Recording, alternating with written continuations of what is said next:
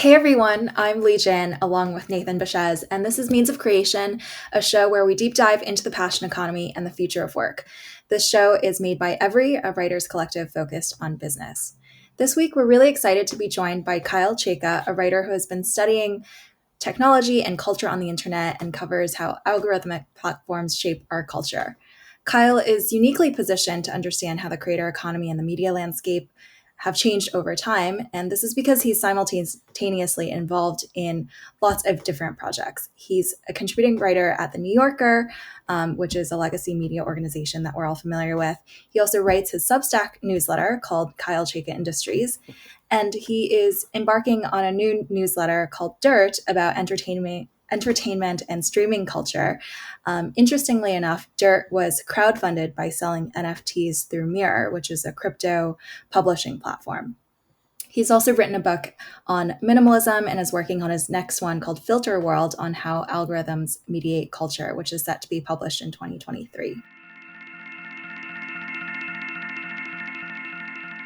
Kyle, it's so nice to have you here today. Thanks so much for joining us. Yeah, thanks for having me. I want to start off by talking about your recent New Yorker piece, What the Creator Economy Promises and What It Actually Does, which I think I actually feature in.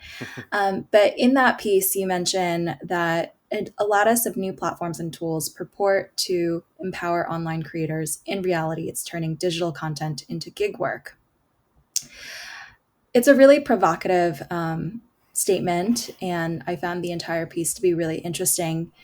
I would love to chat with you more about this. So, can you just elaborate on the parallels between gig work and the online creator economy? I mean, I think that particular line is kind of polemic or provocative, but I do think there's like similarities between the creator economy as we think of it online now and like the gig economy, which is what we were all talking about 5 years ago. And I think the biggest commonality there is that the people who are working on the platforms, like whether you're a driver or whether you're a podcaster or a Patreon writer, you're still working for the platform. You are working within the boundaries of the platform, using the tools the platform gives you, and ultimately the platform makes all the rules for how you make a living.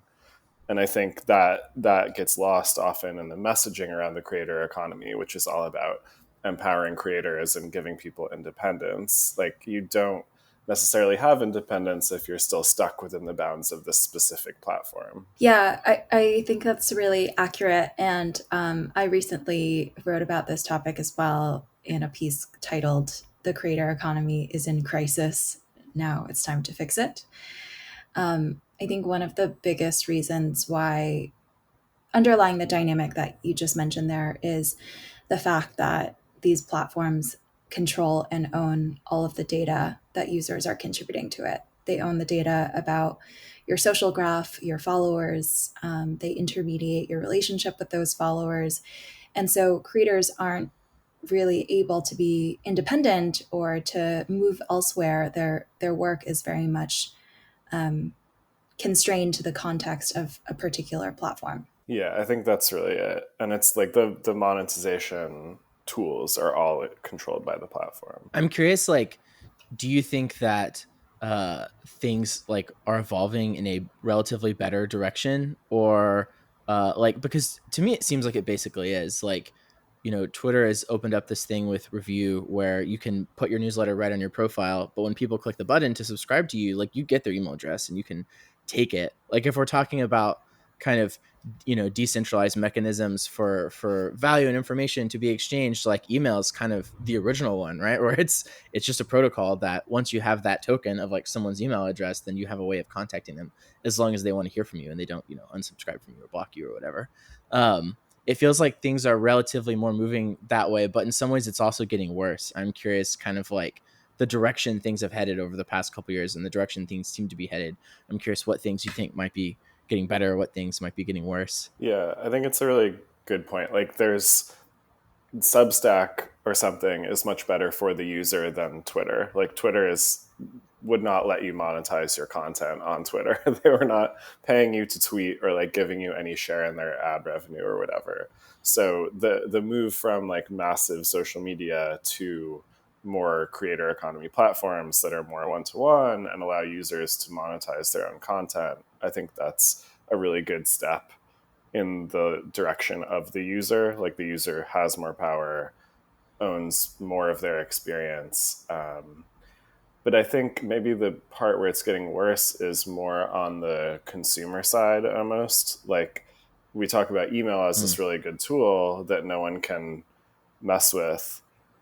But I mean, viewers or consumers are still stuck within a lot of like super algorithmic feeds to consume most content. Like, you know, we're still fighting through Twitter to promote our Substacks, or people are using TikTok to get an audience, but like the TikTok feed is super, super mercurial and you never really know what you're going to get. So I think there's more to be done in that direction of like new platforms that empower not just the creator, but the consumer to, you know, consume better. Yeah, the way that I oftentimes describe this is in terms of a funnel for the creator economy, where at the very top of the funnel, like audience discovery and even finding people who love your content is like the first step of the process to engaging in the creator economy and to being a successful creator. And then you can form deeper direct relationships and then monetize those relationships. I think those latter two steps today, like creators have a broader range of tools that they can own, and they can own that monetization relationship perhaps through their own Stripe account, and they can own that audience engagement step by getting people to subscribe to email. But the discovery step, the very top of the funnel for how do I even build my audience and find people who love me, that's still mediated by a very small handful of centralized platforms, is kind of what I'm hearing. And I think that's just a truth. And the fact that it sits at the very first step of the funnel means that creators are still very much beholden to a very small number of algorithmic platforms for their livelihood and for their success. And yeah, I would be curious to hear your thoughts on how we move forward from that and how the future, like what the future of discovery could look like that does actually empower creators and consumers. Yeah, discovery is still a huge problem. And I feel like not enough people are addressing it or talking about it because maybe like we already feel so limited to platforms like Spotify or YouTube or TikTok. And it just feels like if you are an artist or creator, you basically have to work through one of those. Otherwise, you're totally cut off from like the largest audiences. So I wonder what could that look like? I think there's a lot more that could be done with like marketing via your pre-existing user base, like making your followers more advocates for your project and like maybe more advertising tools. Like I think when we talk about discovery, like we're often talking about marketing, like how do I reach bigger audiences? How do I find new viewers? And I think, I mean, newsletters, like subscription newsletters, I think are a really good tool and a really good way to go for a lot of creators. But I think we also need kind of more small scale advertising solutions as well, where it's like, you want to find audiences that are amenable to your content. What do? Well, maybe you buy a small ad in a newsletter that's similar to yours or something like that. But that's another whole algorithmic marketplace where most people are dealing with automated Facebook ads and Google ads and stuff. One thing that's kind of interesting about new forms of discovery is like I think of like the way that discovery happens is within some sort of bubble, and platforms like, you know, YouTube and Twitter have the widest possible. It's like this world bubble. Like there is no outside almost beyond just like, you know, things that are against their term of service, which is like the very lowest common denominator type of content. But then there's much tighter discovery bubbles. Like, I get in the mail every couple of weeks an edition of the New Yorker, and there's new writers in there all the time, and now you're in there, and or the Every newsletter bundle. right. Our goal is to be something that's a little bit less of a singular package for a singular audience and a little bit more of a tighter trust bubble with a closer filter on quality, but where there's a lot of sort of like very liquid cross promotion going on, potentially both algorithmic and kind of editorial driven, but algorithmic within like a tight, curated bound. Um, and I think a lot more things will kind of pop up like this, where there's collectives, where it's a place you can go to sort of like tap into specific communities and also, work with specific other like editors or other writers or whatever type of, medium you're working in, like if you're creating film or whatever else.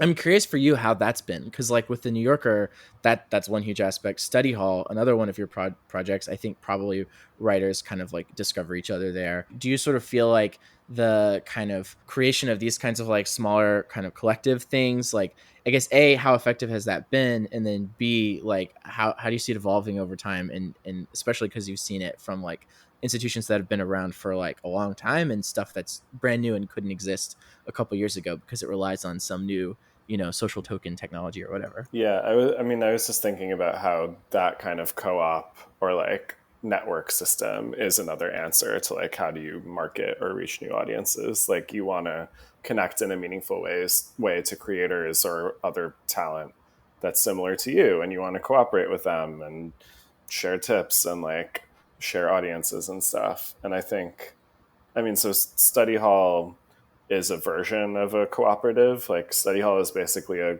digital community for freelance writers and media workers that P. Moskowitz and I started like 5 or 6 years ago. And it just started out as like a listserv and newsletter for freelancers where people would share tips and ask questions and kind of trade information.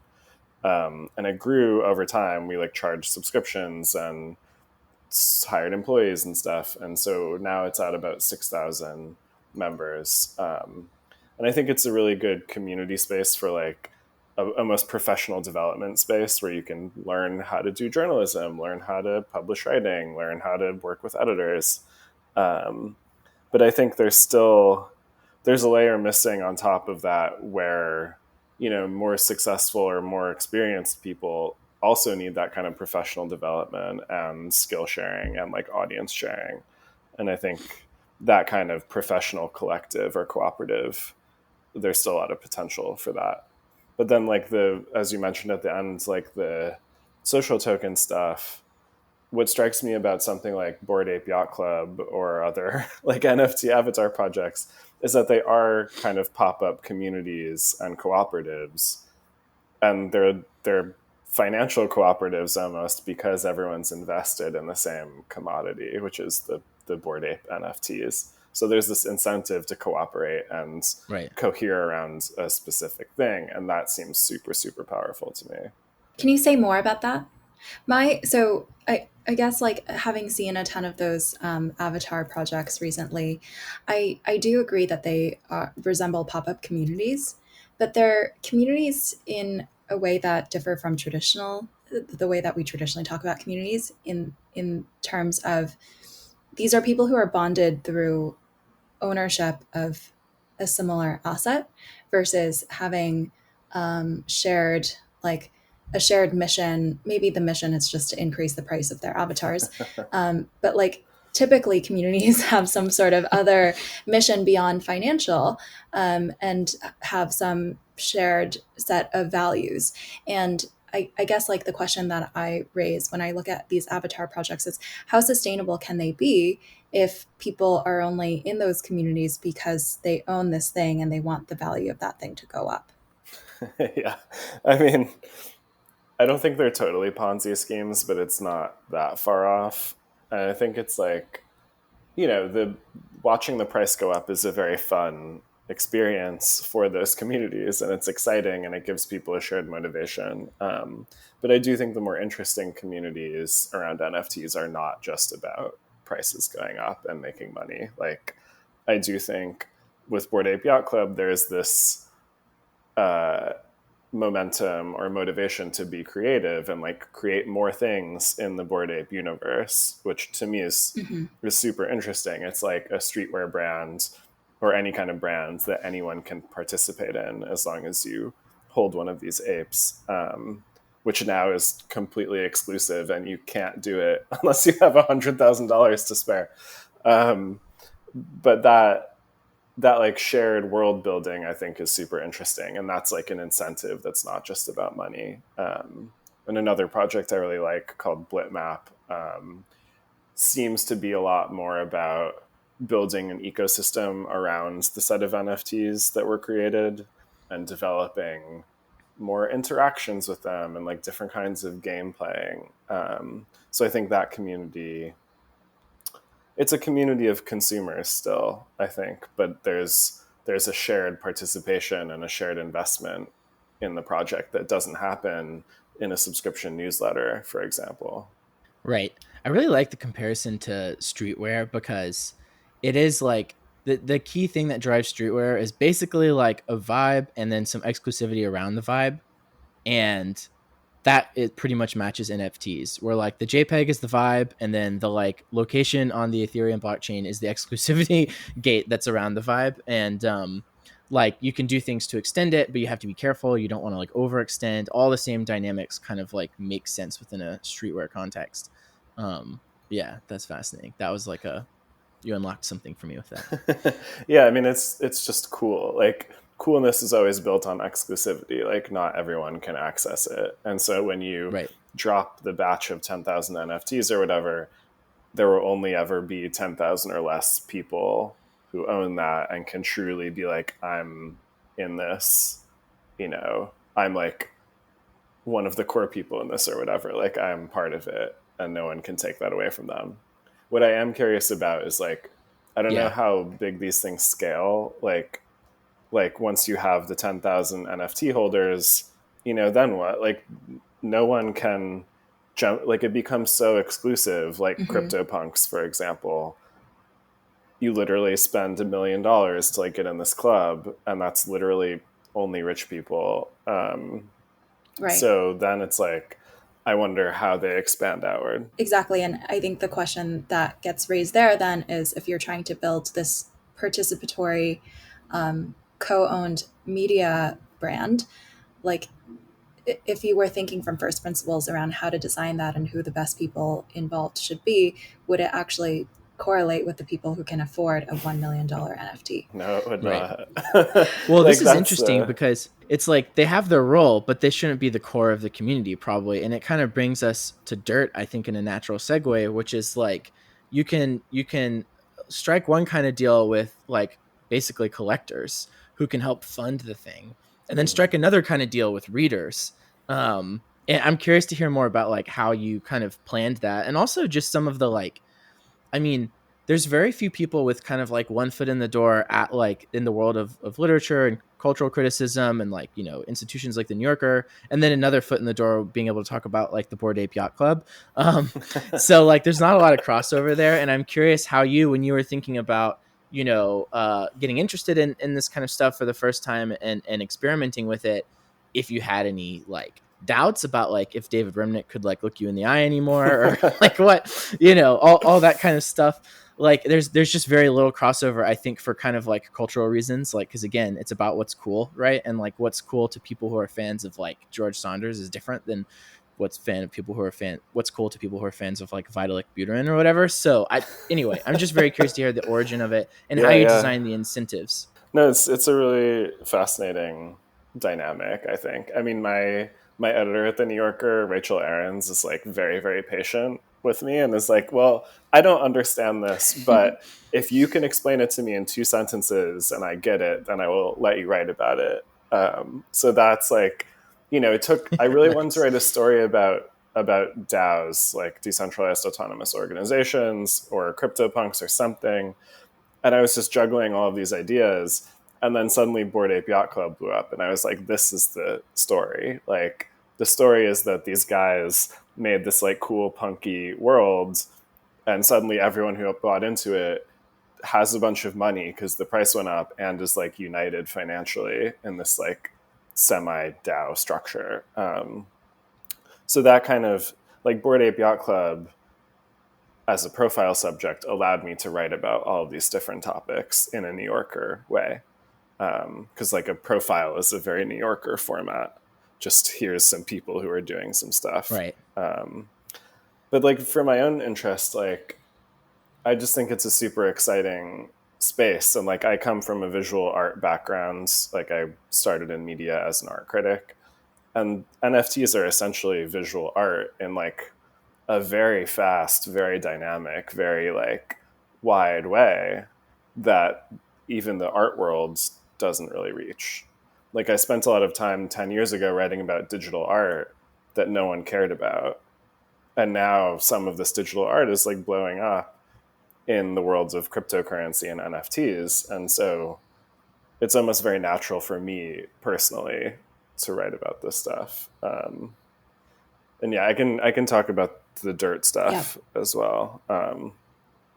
So with dirt, it was like, I mean, I'd started the newsletter with Daisy Aliotto, another writer, and the idea was just kind of to talk about streaming TV. I mean, this is kind of still height of the pandemic. Like, you know, when's it going to lift? When's the vaccine coming? And all anyone talked about was like, what are you watching on Netflix? Or what TikTok did you see or whatever? So we thought that like a daily newsletter that addressed that stuff could be really fun. And it was doing well. Like it was popular. People were sharing the pieces that we published. But there's this quandary of like, okay, to be sustainable, do you ask readers for subscriptions or do you do something else? And I was excited about NFTs and thought that it would be a worthwhile experiment. And at the same time, Mirror was emerging slightly more publicly as a place that mingled NFTs and crypto and publishing in a way that no one else was doing really. So yeah, it kind of struck me that NFTs could work for this blog, for this newsletter. And the incentives, I mean, to me, the question of creating incentives around NFTs is like the biggest problem. Like, how do you make people want them? How do you make them fun and interesting? How do you make it more than a one-time transaction? So as we think about NFTs for Dirt, it's like, how do we create this world of visual art and like digital toys essentially that exist in the Dirt universe? And like, how do we build stories around that and narratives and little games or prizes for people who have bought into the system? So that's what we're trying to figure out now. Like we sold an initial batch of 131 NFTs and that raised about $30,000 or something. And so that was enough to fund 2 months of the newsletter, like running at full speed, kind of a full budget. And so that went really well. Like the money was well spent, I think. People have been really happy. And so now the question is like, do you do more NFTs? Do you know, give free NFTs to the people who already hold your NFTs? Like the question is how to build out that world while still bringing more money into the system. Mm-hmm. And I think like other NFT projects have more money comes into Bored Ape Yacht Club because the prices are going up. Like there's always, you always want to get on this level because soon they'll be at this level. But I don't think that's the solution for every single kind of project. Yeah. By the way, I am a holder of one of the original Dirt NFTs. And yeah, I thought it was really fascinating when you launched that crowdfund. And in a way, I think of Dirt and I think of all DAOs as basically like a crypto native cooperative where the people who are in the community have some ownership interest in what you're actually building. So in this case, the NFT holders, I think, are entitled to like some of the future revenues of the newsletter potentially, or some of the revenues coming in through different products that you might launch in the future. Similarly, in DAOs, like all of the people who are members of the DAOs get to govern the treasury and get to impact like the decisions of the DAO and their focus. I think the big question for you that I see playing out in the broader landscape as well is it almost feels like we've conflated so many different things. We've conflated like people who are providing capital and wanting to support the thing with people who, yeah, who are your friends and just want to be supportive and part of this movement, with people who are going to be actively contributing. And like oftentimes they are not one and the same. Like I bought the NFT I wanted to support. I haven't done anything since then, sadly. And I'm not entirely sure what I'm supposed to be doing. And like I think the original announcement about Dirt mentioned all of these things that like Dirt holders could do. Like they could influence what you publish and influence the topics you cover and all of these things. But like I'm curious how that's played out, whether people are as engaged as you had hoped that they would be, or like what kind of behaviors you're seeing among the Dirt holders. Yeah, I think that's a issue. I think like, I mean, with Dirt, we raised the money that we raised in order to like hire writers and editors. And so I think the experiment that we did was we wanted like enough money to run a season of content and like do it really well. And I think that was somewhat separate in the end, was separate from like the governance stuff that we also should be working on. Like editorial is always a weird product because it's not user generated. Like it's always top down. There's always an editor working with a writer to make something that readers hopefully want to read. So I think the next steps that we're doing now are like how to expand the utility of the NFTs and the tokens into more governance stuff and more influencing editorial stuff. And I think that can happen. Like Mirror is building tools for people to run votes, like token-based votes on that platform. And we are also doing things like in a few weeks, we're distributing an NFT edition to all of the writers. So we're for free. Like we made this very cool NFT and we're going to send it to everyone who's written for the publication. And I think that gets more people involved in the NFT process. And the NFT holders are also going to vote on the kind of end of season 1 NFT that we make. So far, I think the governance tools are harder and it's very hard to get people to engage. Because often with crypto or NFTs, it's kind of like you buy it and then you let it sit in your wallet and you're like, okay, maybe I'll look again at it in 3 months. But I hope that in our case, like we start to have more engagement with the NFTs and the projects that we're doing, and we start to have more engagement with the editorial, just as the newsletter keeps publishing. But I do think like the tools to do this stuff are in a very early stage. Like I think the tool part, I didn't understand how difficult it would be to enact that governance stuff. Definitely. I'm curious, would you ever do something like, have a token that sort of where you structure kind of like you got the proceeds from the token sales, and then that's in some sort of DAO treasury where then the people who have the token ultimately have a vote, and it's like outside of centralized control in terms of where the money in the treasury goes.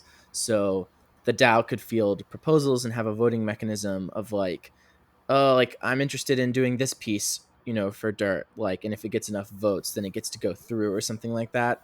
To me, like for us, like I'm sort of interested in that, but I'm also really scared because like, I don't know, I like to have our little small team of editors that can kind of like guide it. And I hope people feel listened to, but like, I don't know, maybe this is just like classic, don't want to give up power, afraid to give up control kind of stuff. But like, this is the central issue of like going fully kind of like decentralized DAO media future that people are kind of anticipating. I'm curious how you think of it personally for Dirt, and then also more generally for what you see like happening in the world, the problems they run into, that kind of stuff. Yeah, I totally see how a media DAO could work like that. Like I think how I would design it is like you have the token launch or NFT launch or whatever, and so the full budget is like, okay, 70% is going to staff costs, 30% is going to the editorial budget, like the freelance budget. And so the DAO could control how that 30% gets spent. And with Dirt, we've more been talking about maybe rather than specific stories, like coverage areas. Like, do you want to see more streaming? Do you want to see more books coverage? Like, where do you want us to distribute the money topic wise? Because I think the story by story thing could totally work, and it would often be good. But that's just a level of participation that most people don't want. Like, I don't want to help vote Right. for every piece that goes in the New Yorker. Like, I just want to read the New Yorker.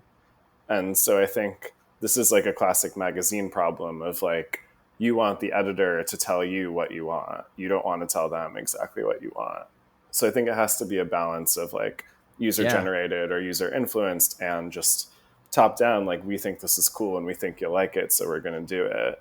It's so funny. Yeah. It's like we're rediscovering, the Republic or whatever, like direct democracy versus representative democracy or whatever. Like in a sort of more capitalist context but it's all governance at the end of the day. It's policy decisions, right, about what to do. Yeah. To your question about having a DAO media company, like I think we can look at examples of successful co-ops, like worker-owned co-ops, as how governance actually scales, which is that successful co-ops typically have management structures that resemble those of centralized corporations, i.e., day-to-day decisions are being made by a CEO and a leadership team, and managers of every line of business. They aren't turned over to the entire workforce for every single minor decision.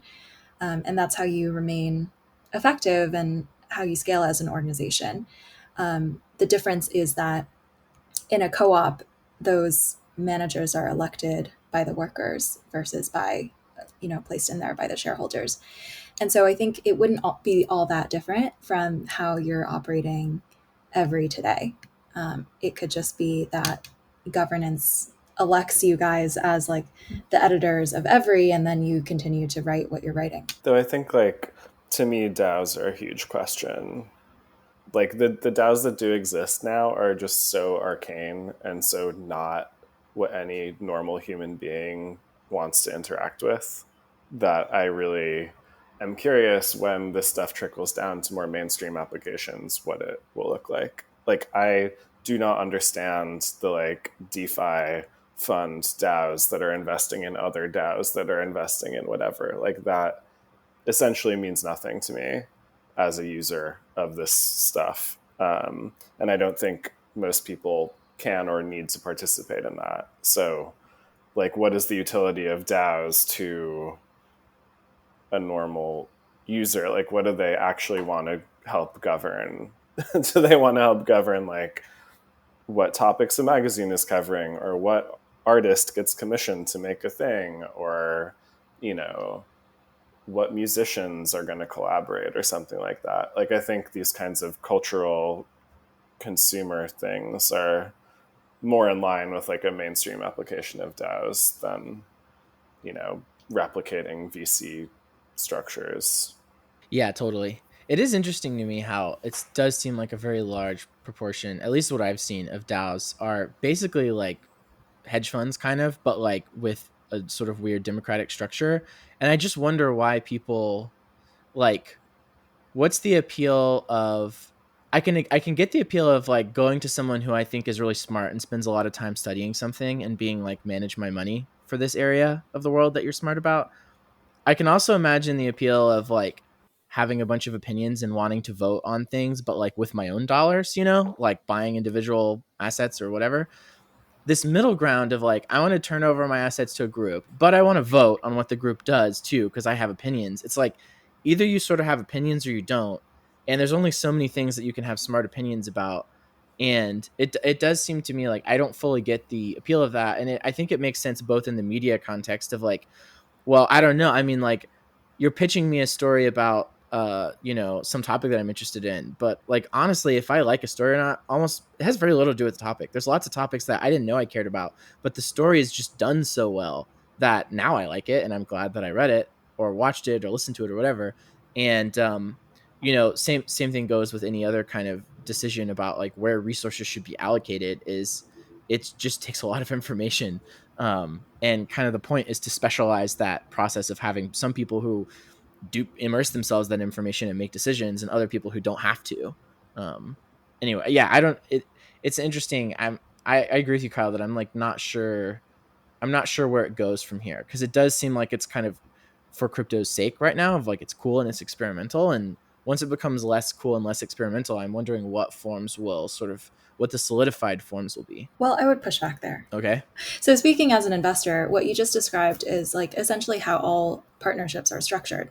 Partnerships come together, different people have different expertises, but they pull together their capital and decide that, collectively the wisdom of the entire group is going to exceed any of them investing their own capital on their own. And similarly, you can look at like what Gen Z and teens are doing today, which is that they're oftentimes investing as a group. They're pulling together their capital. They're deciding what to trade in their friend group and then executing those trades together. Like people are already engaging in investing like in a very communal fashion. It has just been hard to structure that legally. Like to form a fund with a group of people takes, hundreds of thousands of dollars and tons of paperwork. And so DAOs really lower the friction to be able to do that with a group of people. Though not everyone should be an investor, in my opinion. Like investing is an expertise, and I think the like mass democratization of like gambling essentially is like not a good thing for people or society, personally. But where do you draw that line? Because in a sense, I think the crowd fund for dirt could be viewed as an investment. I don't think it was like an equity investment necessarily. I think it was an investment in the project. Like ideally it's an investment in governance or like shaping a thing that you want to exist. And I think like I would like it if the NFTs themselves were worthwhile investments where the value appreciates. But I think I would not want to like make something that was Bored Ape Yacht Club, that was like the expectation is you will make tons of money from this. Because for me, the people buying NFTs are buying the NFTs to fund the thing, to fund the publication, not just to like the opportunity to make money off of it. To me, it's like the NFT and the DAO can be a better form of subscription without having to be like hedge funds. Like I don't want everyone to feel like they have to participate in this economic like roulette wheel. Especially not to a degree that's like irresponsible. I think it's fine if people want to put in like 1% of something that it's like a tiny thing for them, and they can afford to lose it, and they're doing it mostly because it's fun and whatever, and they want it like fun in the sense of like I'm just into the idea of the Bored Ape Yacht Club and I'm into crypto or whatever. But yeah, when you get to the stories of people like consuming kind of like again algorithmically filtered content to them that's about how you're missing out on all this stuff, and you hear people recommend, oh, if you like randomly like $100 million drops in your lap, what do you do? Like half Bitcoin, half Ethereum. Some people say, it's like, oh my god, like please God no. Like, but people are doing that because the algorithms I think select for people willing to tell stories that provoke the most emotional response, and stories like that provoke a lot more emotional response than like, do you know what, like index funds for most of it. Yeah, I think like the NFTs are a really good model for this because they're not just financial products, or there's a quality to them that's like exists outside of financial products, which is like art and culture and like visual design and other things. So I think like I like the idea of culture being more valuable and more people being able to like profit from their tastes, essentially. But when it becomes more about the financial product than about the culture, then I think you run into problems. Like a big belief of mine is that like culture shouldn't be financialized all the time. Like the best art exists like not because of the market, but in spite of it almost. Yeah, it reminds me. My favorite quote on that line is I don't know. This isn't actually a quote. I guess it's more like a phrase. But like John Green says that it's ultimately a gift. Like there's the thing you buy in order to allow the commercial activity of creating the thing to happen. But then the thing itself, the feeling of experiencing it, is like that experience is the gift from the creator to the consumer. And I love that too, because it kind of puts you in the mindset of like, what would be actually a gift for people? Is it something about making you look so smart or whatever? Or is it about just like helping someone through something or helping people understand something. It's more about what's in it for the, the enjoyer than the creator. Yeah, I mean, I think like with Dirt, the NFTs are fun and interesting, but in the end, like the product is the newsletter, and like the writing that gets published in the newsletter is the core purpose of the publication. Like we don't make NFTs just to make NFTs, though they're cool. We do it so we can produce this magazine essentially, and give people that experience on a daily or weekly basis of like, oh, someone cool is telling me about something cool, and it makes you feel included, it makes you feel educated, it like gives you something that's not just about money, monetarily profiting or something. I think everyone should be an investor. I think we would be better off as a society if everyone were an investor. Like I think we got to the current spot we're in because not everyone is an investor and not everyone has received ownership proportional to the value that they're contributing. I think there's like what we think of as investors now, and then there's like people having equity in things.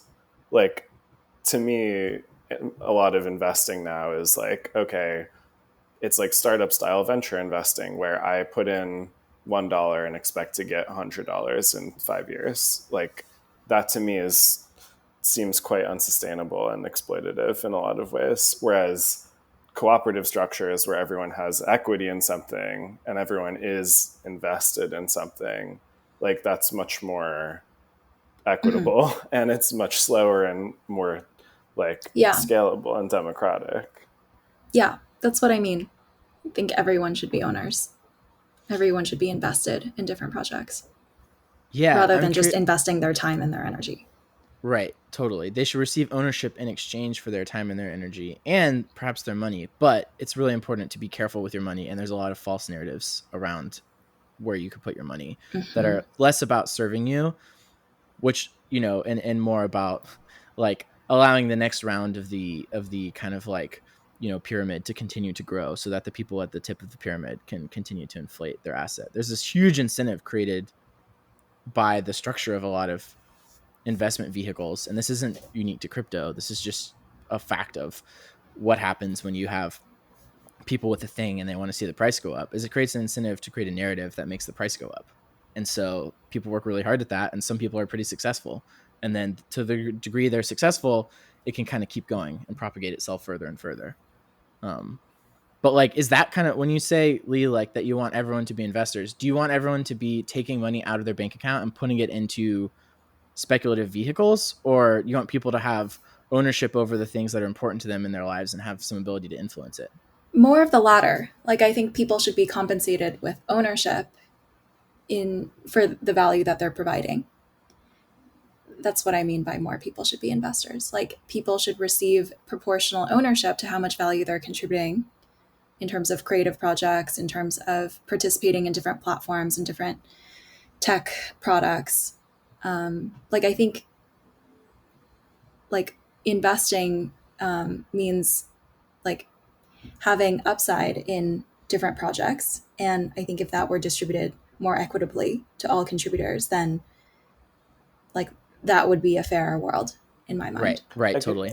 I can see this happening a little bit with NFTs and with these kind of avatar projects, because like if you were interested early, like you made a lot of money. If you could identify this thing and get involved in it, then you profited in a great way. And like no one is mad at you really for getting in early and like cashing out, and you've helped yourself, you've maybe helped other people, and you've expanded the identity of this thing. Like, should every piece of culture be like that? I don't think so. But I think like being rewarded for having good taste and making money from that is like a very good thing, and a huge problem of the internet of the past 10 years, where like we all shared and curated and posted to death, but got nothing out of it. I think this is a good transition to something else that I wanted to chat with you about, which is the impact of algorithms on culture. So we just spoke about how algorithms impact us financially and they impact the livelihoods of creators. In your upcoming book, Filter World, you also write about the cultural implications of algorithms. And you say that, quote, algorithmic platforms have flattened culture across both digital and physical spaces. Can you say more about that? Yeah, I mean, the book does not exist yet, to be clear. Like, I need to keep writing it. But that is definitely the central argument, that these algorithmic platforms that have emerged over the past 10 years and really grew to dominate what we think of as culture, they exert pressure on both creators and consumers, or artists and consumers. They pressure artists or designers or writers or whatever to mold their voice and their work to what suits the platform, to what suits the algorithmic feed of that platform. And they pressure consumers at the same time to kind of mold their tastes in the direction of what that platform provides and how it, guides them to content. And I think from my experience and from like my writing, my argument is that a lot of these platforms really homogenize the culture that we consume. And rather than guiding lots of people toward many different niches, they're actually like corralling people into more centralized cultural forms and making more things more generic. And I don't think that's like entirely true. It's not a blanket statement, but I think you can see that happening with like the kind of Spotify version of pop music, or the Instagram aesthetic of like fancy minimalism, or even the Twitter, like the way that Twitter's structure has driven this, insanely provocative, kind of poisonous discourse in journalism and criticism and literature. Yeah. So the book is about how we've experienced those things over the past 10 years and kind of the culture that comes out of this platform era. Yeah, and you also see it in the missing creator middle class, where, in contrast to the theory, the Kevin Kelly theory about 1,000 true fans being able to sustain tons of creators on the internet, because those niches haven't really been able to be discovered by audiences, you instead have a very small number, a small subset of creators who are mega successful that the algorithms have exposed to huge audiences, and then a really long tail of creators who are struggling to get by. Yeah, I think that's totally true. The it's again a question of discovery and distribution. Like, sure, you can probably find 1,000 people to fund your work, but does it matter if it never reaches outside of those 1,000 people? Like, what do you have access to Right. when everything is an algorithmic feed? Like, actually, if you don't fit the feed, you don't have access to much. Right, totally. I definitely agree with this thesis that the algorithms kind of flatten culture rather than enabling a lot of different subcultures to exist. I think there are some subcultures, but there's this, I don't know, I have this theory about how it works, and I'm curious if you think that this is right or if you have a different theory, but I just want to like pose this to you as a provocation. I think like, you know, the way that culture works is like you start with what are people trying to do, and it's to like have friends and feel cool and find stuff that makes sense to them. And so a culture is like a set of shared like reference points, basically a language, a way of speaking, a way of being, a way of sort of like some values kind of like what's cool or not cool. And cultures are like have network effects because they're ultimately just a way for people to connect with each other and understand each other. And so the people who are a part of the sort of like biggest cultures can possibly be rewarded by extremely broad exposure. And to me, the fascinating thing about this is when someone with like no Twitter followers ends up in one of these like, you know, Twitter like news, what are they called? The like trending The topic trending, things where yeah. they like take people, and it's like because you speak this language that's like it feels extremely weird and extremely online and whatever, but it's actually extremely common, and it's just the way that Twitter, the language of Twitter, basically, of like all Twitter, you know, it ends up being legible to like a huge audience of people, and that's a really rewarding event. The same thing happens on TikTok with a little bit of a different flavor. But basically there's no incentive to speak a different language, to talk about a different set of touch points that like aren't kind of in the collective hive mind, because the network of that is so much smaller. And so at the margin, people who are willing to be kind of interested in the main culture are going to like get sucked into the main culture because there's so much more supply and demand basically being a part of that kind of like network. Yeah, anyway, that's that. I think that's kind of how it works, and it used to not work that way because your sort of surface area for distribution was so local. It was just people you work with, people you might go to church with or whatever, like people, your neighbors.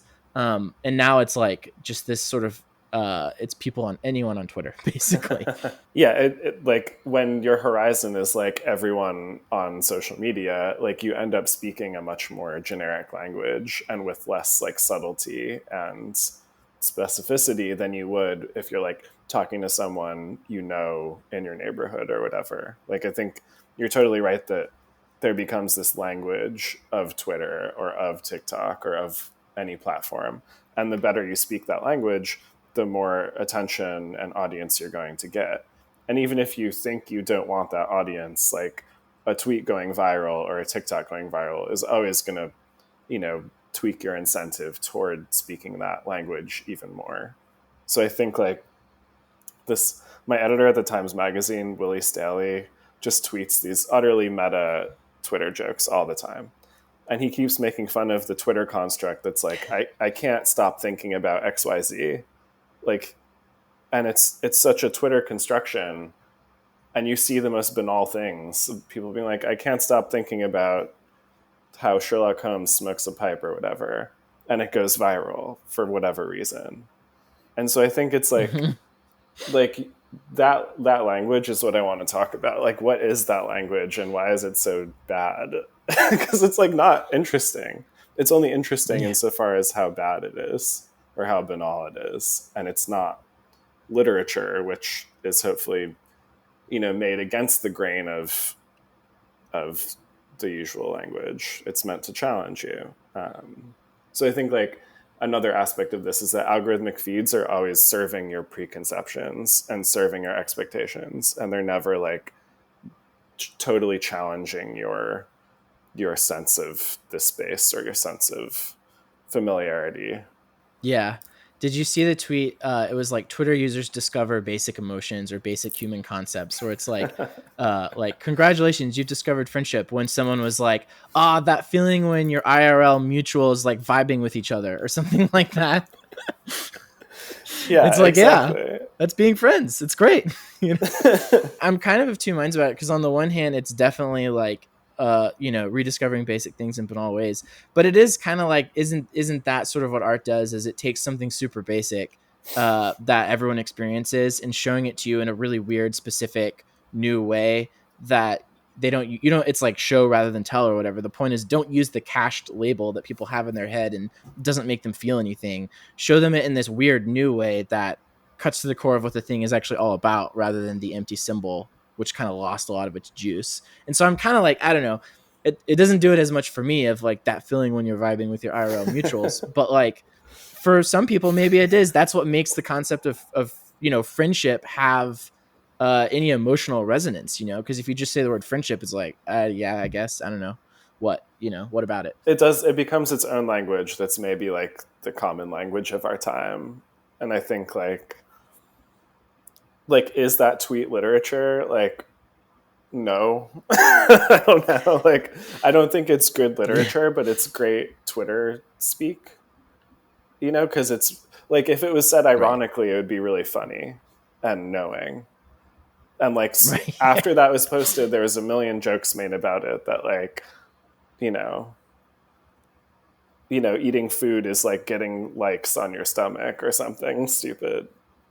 But yeah, I wonder, I think there's this crisis that mainstream culture is having that's like, how online should we be and how much should we digest the language and aesthetics of the internet? And I think that drama will only play out over the next 10 or 20 years. To play devil's advocate, to argue the position that a lot of platform builders that I've talked to share, social media platform builders, like the platforms, the algorithms are not doing anything in particular beyond just reflecting what the users want. Like they're not flattening culture in a way that like users aren't asking for. And like what they show us is a reflection of what people want. And so it's people who are flattening culture. It's people who are deciding that a small group of creators are actually better than all of the other creators out there. And that just gets reinforced through the algorithm, perhaps, and gets amplified to more people. But like ultimately, like people decide how to engage with the content that the algorithms are serving up, and they all gravitate towards one thing. When you remove, localities and you remove like friction of serving a marginal new viewer. Right, but What I do you think think about that? the argument is that like removing friction and total scalability and like serving the user whatever they want are all bad things for culture. Like I think my argument is ultimately that like culture is not a scalable thing, and like what the most users decide is good is not necessarily good. Like I am elitist in that view. Like I don't want all music produced to just be what's like voted as the best thing on TikTok. And I think there are like structures and incentives in the apps and in the interfaces that aren't just like what users want. So, I just wrote about user interface stuff, and it's like Instagram decides what kind of things it wants you to post. It's not just what you want to post. I think that's a really provocative note to end on, especially as a lens onto the previous thread that we were pulling on about participation and user-owned media companies and DAOs.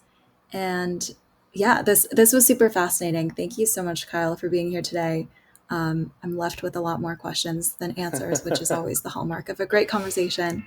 So thanks so much again for coming onto our podcast. Yeah, thank you.